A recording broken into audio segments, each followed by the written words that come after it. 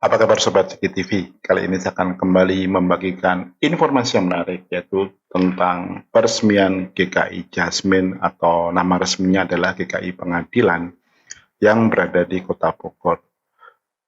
Kemarin pada hari Paskah, pada hari Minggu kemarin ya, itu dua menteri yang hadir di situ, yaitu Menteri Menko Polhukam dan Menteri Dalam Negeri ya.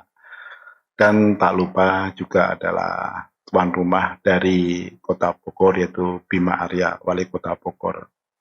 Ada sebuah menarik di sini saya perhatikan ya, kenapa GKI Jasmine ini diresmikan baru sekarang gitu ya. Karena kalau kita perhatikan kenapa momennya sekarang gitu ya, memasuki tahun politik ya.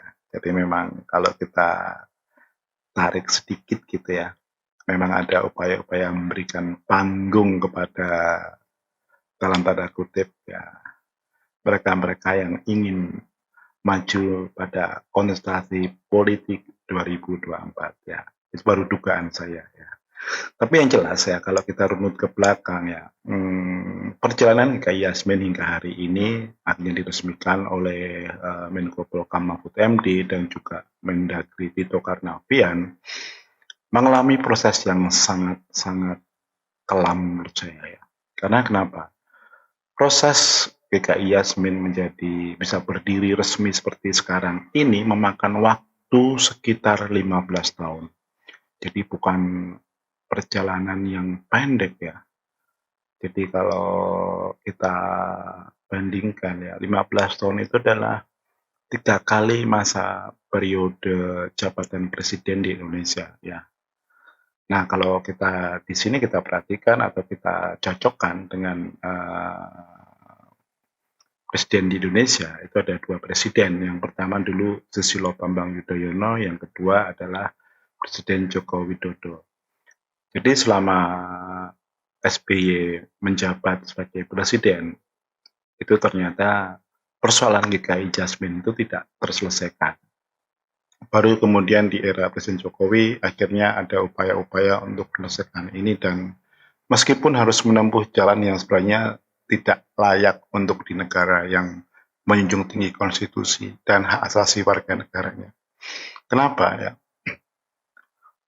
Bangunan GKI Jasmine yang sekarang ini yang berdiri sekarang ini itu bukan bangunan awal dari yang direncanakan yang tadinya jaraknya sekitar 1,6 km dari lokasi yang sekarang. Nah, menurut berita atau kronologi yang saya baca dari beberapa sumber, jadi FKUB atau Forum Komunikasi Umat Beragama pada saat itu tuh menolak perizinan dari GKI Jasmine karena menuding ada upaya-upaya manipulasi tentang tanda tangan dari masyarakat dan ini selalu menjadi senjata untuk menggagalkan atau menolak rumah ibadah non-muslim, terutama gereja dimanapun juga. Ini selalu menjadi masalah. Nah, yang menarik lagi di sini itu kehadiran Menko Polhukam Mahfud MD. Ya, kok tiba-tiba Menko Polhukam menghadiri sebuah peresmian gereja di kota kecil yaitu kota Bogor.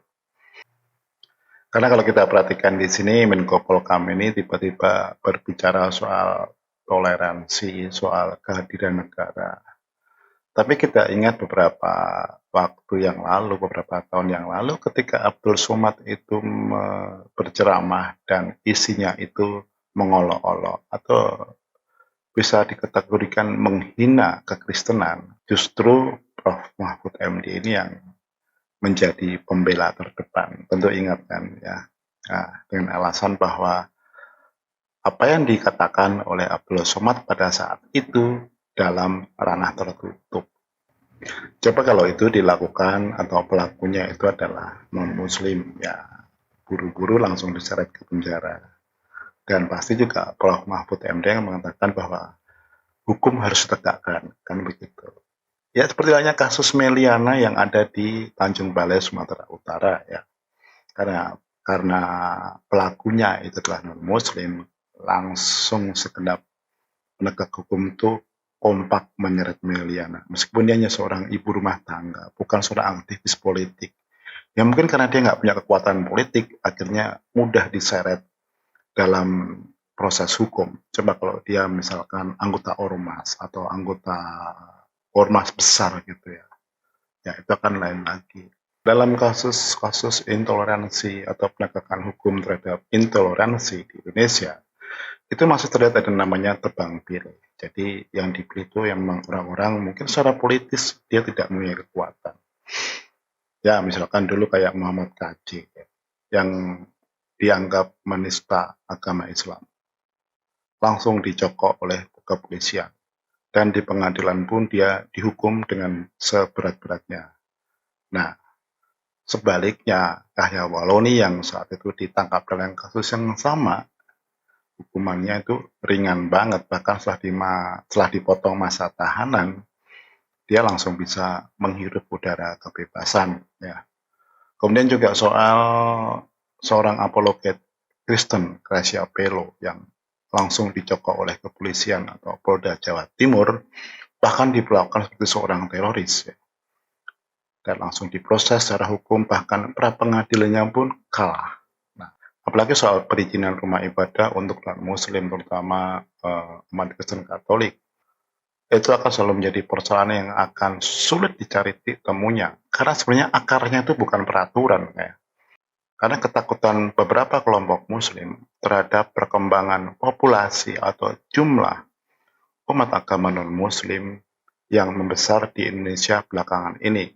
Karena mereka masih istilahnya menganggap bahwa Indonesia adalah negara muslim dan status itu harus mereka pertahankan ya.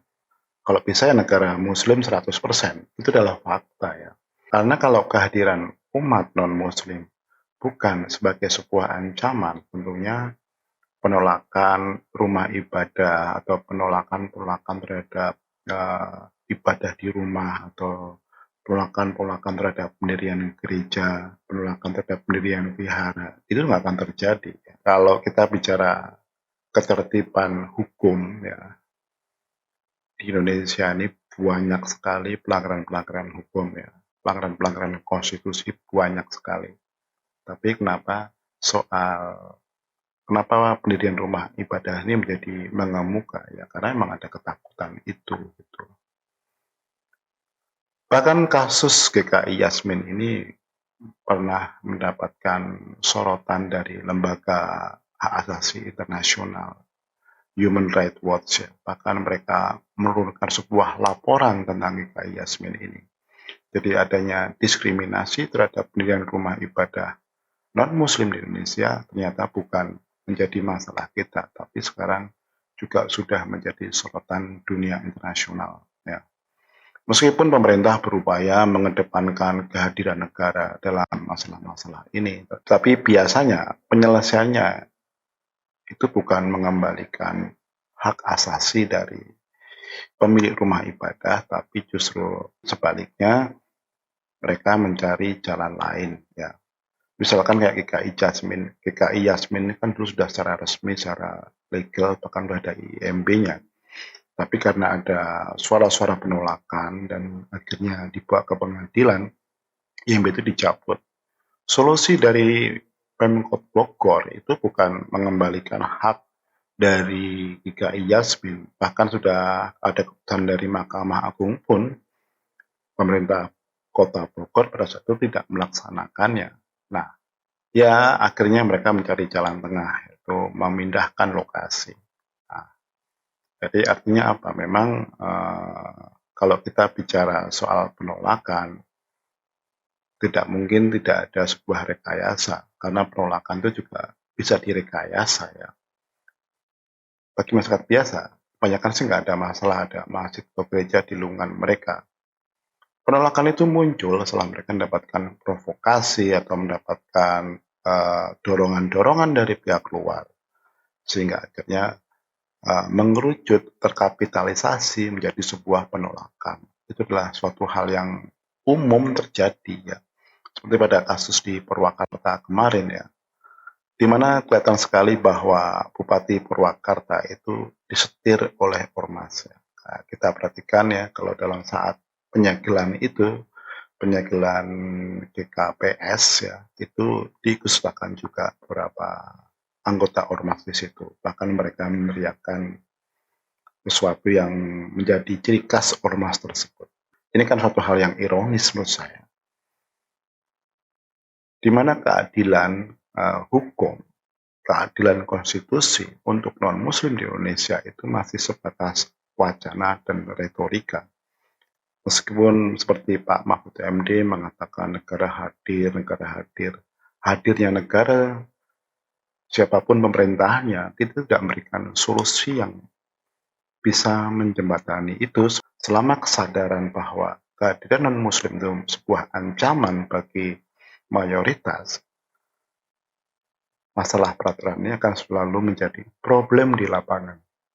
Karena banyak ormas karena peraturan dengan peraturan ini banyak ormas-ormas Islam itu menggunakan aturan ini sebagai namanya pembenaran untuk melakukan tindakan polisional terhadap rumah-rumah ibadah non-muslim tentunya ya. Nah, meskipun juga ada suatu fakta bahwa penegakan hukum terhadap peraturan SKP 2 Menteri ini berjalan timpang. Kenapa? Karena banyak masjid-masjid juga tidak mempunyai izin, tapi mereka bebas-bebas saja, nggak ada yang mempersoalkan. Seperti kasus yang terjadi di beberapa wilayah yang di mana Muslim itu adalah minoritas seperti di Papua dan beberapa wilayah yang lain, dan mereka bisa menikmati kenyamanan itu karena memang adanya toleransi dari masyarakat setempat. Nah, apakah itu juga bisa dinikmati oleh non-muslim di wilayah yang mayoritas muslim? Itu suatu pertanyaan yang harus kita jawab sampai puluhan tahun ke depan.